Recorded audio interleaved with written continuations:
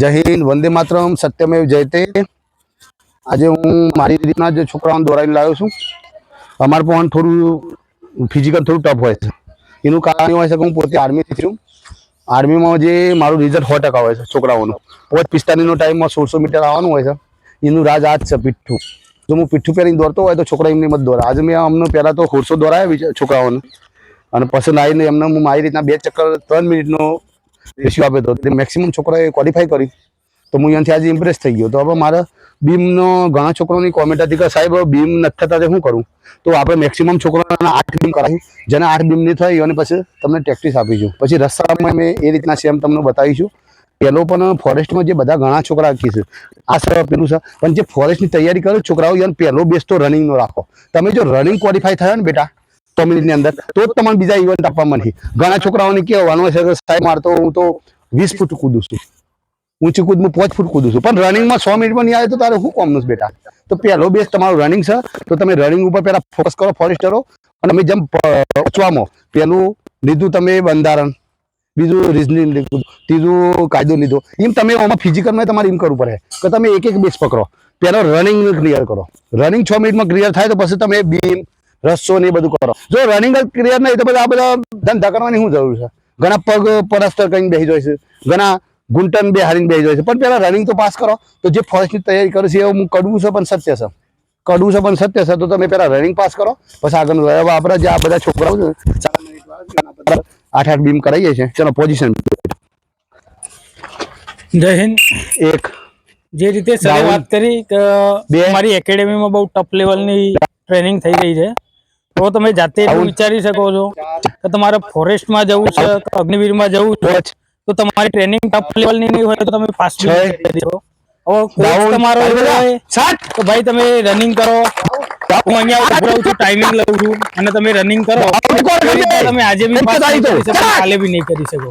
એટલે તમારો ટ્રેનર એવો હોવો જોઈએ જે તમારી જોડે રનિંગ બી એ રીતે કરાવે, તમારી જોડે રનિંગ બી કરે અને તમને અલગ અલગ ટાર્ગેટ આપે। જે રીતે અમારા સરે ટાર્ગેટ આપ્યું હતું કે પેલા 1600 રનિંગ કરાવી, એના પછી રનિંગ કરીને આયા, ફોરેસ્ટ વાળાને 3 મિનિટનો ટાઈમિંગ આપ્યો હતો તો તમે 3 મિનિટની અંદર 2 રાઉન્ડ પૂરા કરો। તો જેની અંદર અમારે મેક્સિમમ દરેક સ્ટુડન્ટ 3 મિનિટના અંદર 2 રાઉન્ડ પૂરા કરો। ટાર્ગેટ તમને મળતું રહે તો જ તમે ફોરેસ્ટની રનિંગ કરી શકો। બાકી ફોરેસ્ટનું ફિઝિકલ બહુ ટફ લેવલનું છે, તો તમને બી ખ્યાલ હશે।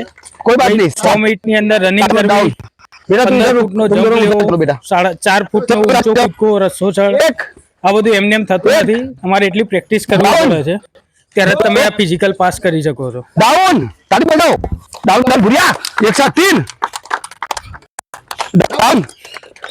આના પહેલા અમે એકવાર વિડીયોમાં મળે એ વખત તમને પ્રેક્ટિસ બતાવી હતી બીમ કરવા માટેની, તમારા હાથ કઈ રીતે મજબૂત કરવા, જેની અંદર દરેક છોકરા અમારા ફિઝિકલ ફોરેસ્ટમાં જે આવતું હોય બીમ એટલા ક્લિયર કર્યા છે। 8-8, 10-10 બીમ દરેક સ્ટુડન્ટ કરે છે, તમે જોઈ શકો છો। તમે વિડીયોમાં બનેલા જ રહેજો। હજુ બી જે લોકો ના થતું હોય એમને પ્રેક્ટિસ કરાવશે કઈ રીતે હાથ મજબૂત કરવા। ડાઉન તાળી બજાવો, 10 ડાઉન, 4 ડાઉન તાળી બજાવો, 5 ડાઉન, 6 કોઈ બાત નહીં, ઇધર आ जाओ ડાઉન, 7 તાળી બજાવો। બંદા દેખો શકો છો, આ બંદાની બોડી તમે જોઈ શકો છો ખાલી। 8 તાળી બજાવો, શાબાશ કો ભાઈ। આ જાઓ જાઓ ડાઉન બોલ ભૈયા ભાઈ। ઘણા કેવું હોય છે કે જાડા માણસો બીમ ના મારી શકે। તમારા હોમ ઉદાહરણ છે, બીજું હું છું, કેટલું વજન છે? 85 આયા 85 ને આયા 85, કશું ના થાય।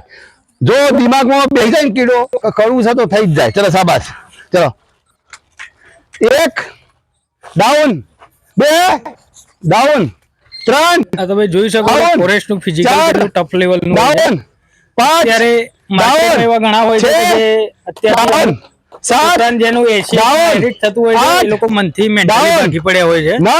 તો તમે એટલું પૂછી જોજો કે જે લોકો મેરિટ કહે છે કે 150 થાય છે, 140 માર્ક થાય છે, એમની જોડે જઈને ખાલી એકવાર તમે પૂછી લેજો શું તમે ફિઝિકલ તમને ઓટોમેટિક ખબર પડી જશે। ડાઉન दो તમારું મેરિટ કરવાનું. થતું હોય તો તમે અત્યારે પ્રેક્ટિસ ચાલુ આ તો કરી એકાય દેજો. નથી તમારો કરવાનું. નંબર Down, down, બીજો નહીં down. તો ત્રીજા બે. રાઉન્ડમાં બી આવી જશે, કેમ કે Down. ફોરેસ્ટ ની અંદર 6 ત્રણ. 7 રાઉન્ડો પડતા હોય છે. Down 4 down 5 down 6 down down down down एक साथ डाउन 7 डाउन 8 એક જ છે બાકી. चल चल ખેંચ ખેંચ चल चल रुक चल इसको मैं पास करा दूंगा चल और डाउन शाबाश. चलो उधर चलो तुम तीनों अभी क्या जो 15 बार आई गया ये 14 તમે वाला જોઈ શકો છો રેગ્યુલર પ્રેક્ટિસ વાળા છે જે 14-15 અપર છે. डाउन અગ્નિવીર વાળા છે આ લોકો, તમે જોઈ શકો છો. અગ્નિવીરમાં તો 8 જ બીમ હોય છે મેક્સિમમ, પણ તમે આમની સ્પીડ જોઈ શકો છો, આમનો જુસ્સો જોઈ શકો છો. डाउन બીમ કરી રહ્યા છે. डाउन 14-15 સુધી તો એ લોકો બિંદાસ કરી નાખે છે. 8 down 9 down 10 down 11 down 12 down 13 down 14 down 15 તમે જોઈ શકો છો 15 બીમ પૂરા डाउन एक કર્યા. और कर दे 16 कोई बात नहीं बहुत बढ़िया चलो नेक्स्ट आ जाऊं एक डाउन कर कर अप रहो तुम लोग अप रहो बस ऐसे ही रहो इनको नहीं कराना बीम इनको ऐसे ही रहो जनक बीम ना थता हुआ है आप पोजीशन बनाए रखो ऐसे ही रहो डाउन में रहो ऐसे ही रहो हट छोड़ने की बना जन भाई बिल्कुल बीम नहीं थता रनिंग થઈ જાય છે ये आ રીતના પ્રેક્ટિસ કરો डाउन करो अप अप ऐसे ही रहो हाँ ऐसे ही रहो आ प्रेक्टिस તમારે કરવાની છે બીમ કરવા માટે ઓટોમેટિક તમારા 8 બીમ તો થઈ જાય ફોરેસ્ટ વાળાને ऐसे ही रहो कोई बात नहीं मरोगे ऐसे ही रहो डाउन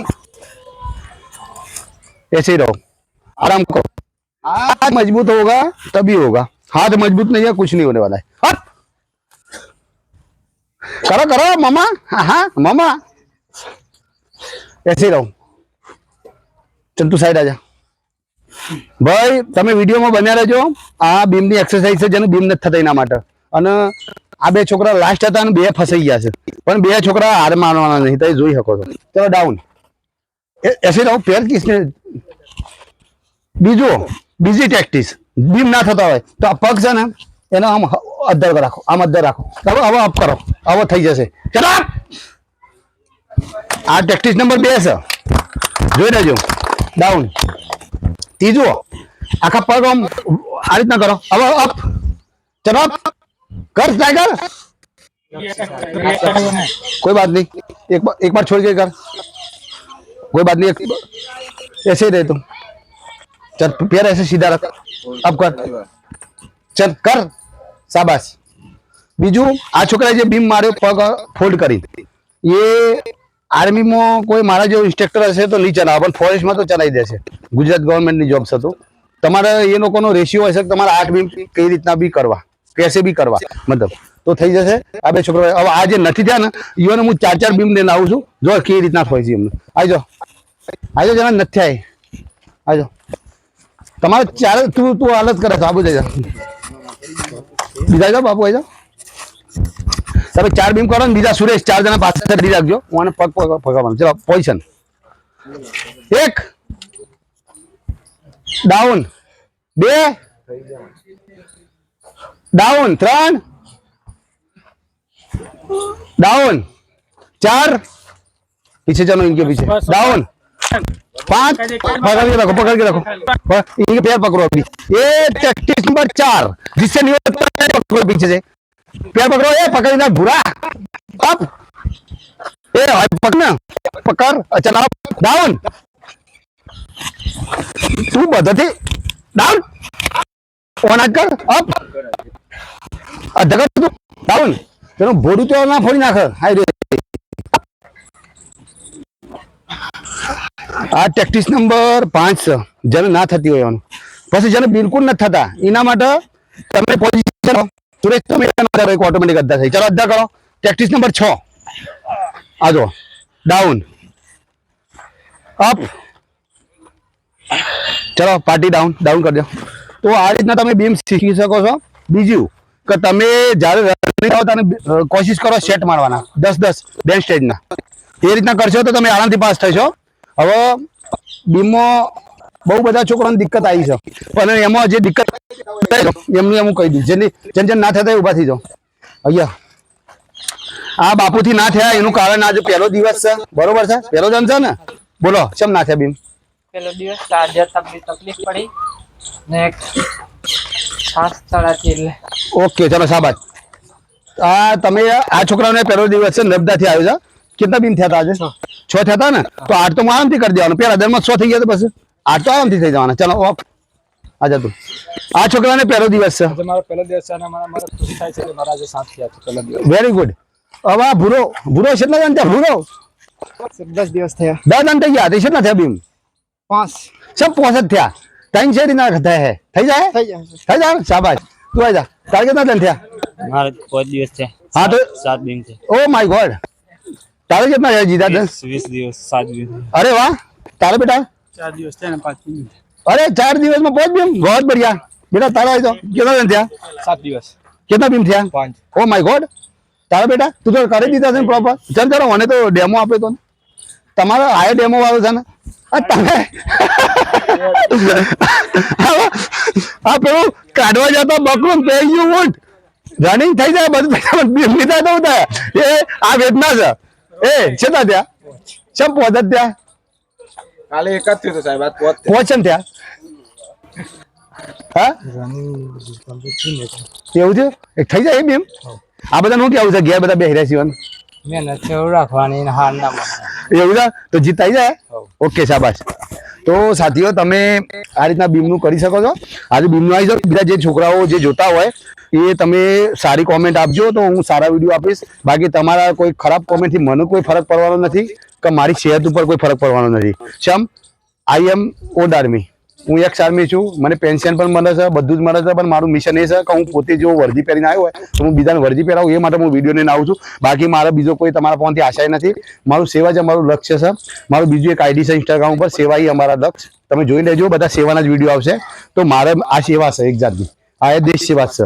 સૈનિકો તૈયાર કરવા, પોલીસ તૈયાર કરવા. તો મારે તમને એ જ કેવું છે કે બેટા જે ઘણા એકરવાળા છોકરાઓ તૈયાર કરશે એવી જગ્યાએ શું જેમને મતલબ કોઈ એકેડમીઓમાં ફીસ ભરપાઈ નથી કરતા, એ નથી કરી શકતા, તો આવા વિડીયોના માધ્યમથી જોઈ શકો છો. અને કોઈને રિવ્યુ જોવા હોય તો મારા જે જોજો, બહુ સરસ કોમેન્ટો છોકરાઓએ આપેલી છે. તો આ રીતના તમે કોમેન્ટો આપો. હું તમને ઘેર બેઠે ફિઝિકલનું બધું જ તમને ડેમો આપીશ. બધું તમે જો વળી મનથી કમ થઈ જાઓ અને મનથી એકદમ મજબૂત થઈ જાઓ તો એ પાસે થઈ શકો છો. એવું જરૂરી નહીં કે એકેડમીમાં જઈને જ પાસ થવાય. તો તમે જેમ પેલા એકલવ્યના દ્રોણાચાર્યનું પુતળું બનાવી અને બોન મારતા શીખ્યા હતા એમ તમે અમારો વિડીયો જોઈ અને શીખી શકો છો. અને એનું એક એક્ઝામ્પલ આપવા માંગુ છું.